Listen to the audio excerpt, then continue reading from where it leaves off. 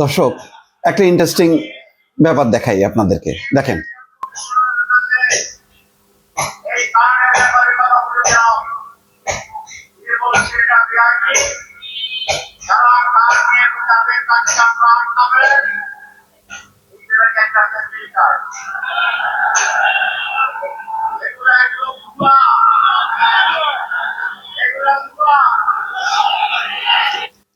হঠাৎ করে এই যে ভুয়া ভুয়া শব্দ শুনে আমার কাছে পুরনো একটা স্মৃতি মনে পড়লো।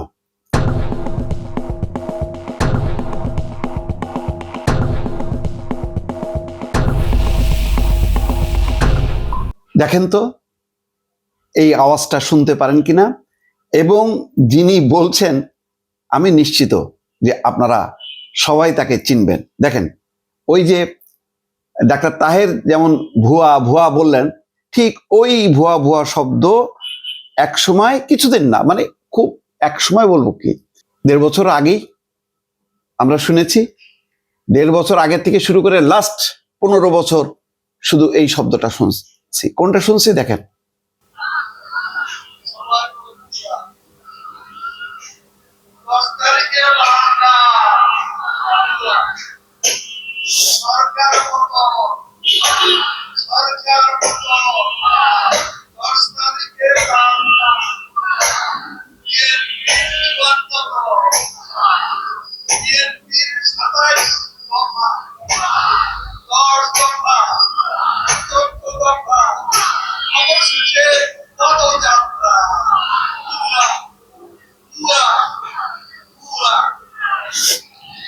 দর্শক দেখলেন?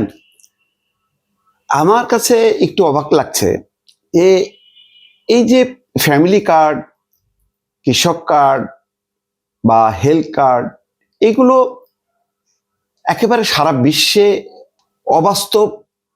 এটা তো কিছু না, এটা তো উন্নত দেশগুলোতে আছে, যেগুলি সোশ্যাল রাষ্ট্র হিসাবে, মানে যেগুলি কল্যাণমূলক রাষ্ট্র যেটা বলে বাংলায়, সোশ্যাল সিকিউরিটি যাদের আছে, সেই সব ইউরোপের অনেক দেশ, আমেরিকা, কানাডা, উন্নত সব দেশেই এই ধরনের কার্ড থাকে, যাদেরকে বিনামূল্যে এই স্বাস্থ্য চিকিৎসা, তারপরে অন্যান্য মানে জিনিসপত্র প্রোভাইড করা হয়।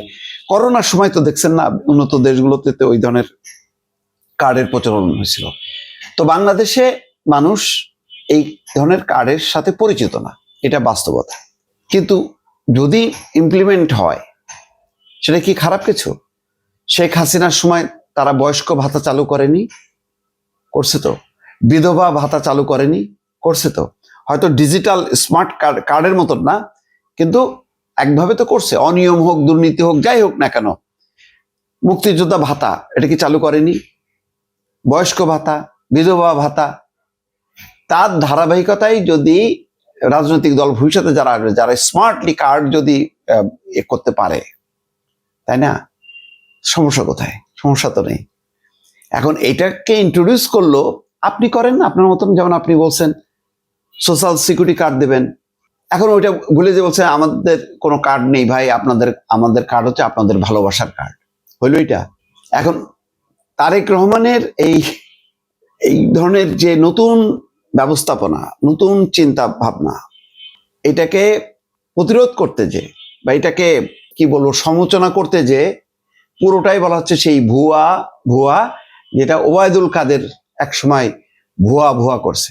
ভুয়া ভুয়া করতে কিন্তু তারা শেষ, এবং বাস্তবতা হলো তারেক রহমান এখন নিজে এসে সেই কথাগুলো কিন্তু বলছে।